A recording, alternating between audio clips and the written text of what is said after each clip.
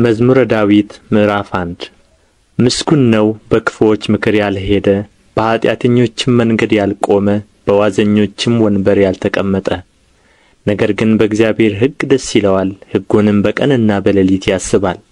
እርሱም በውኃ ፈሳሾች ዳር እንደ ተተከለች፣ ፍሬዋን በየጊዜዋ እንደምትሰጥ፣ ቅጠልዋም እንደማይረግፍ ዛፍ ይሆናል። የሚሠራውም ሁሉ ይከናወንለታል። ክፉዎች እንዲህ አይደሉም፣ ነገር ግን ነፋስ ጠርጎ እንደሚወስደው ትቢያ ናቸው። ስለዚህ ክፉዎች በፍርድ ኃጢአተኞችም በጻድቃን ማኅበር አይቆሙም። እግዚአብሔር የጻድቃንን መንገድ ያውቃልና የክፉዎች መንገድ ግን ትጠፋለች።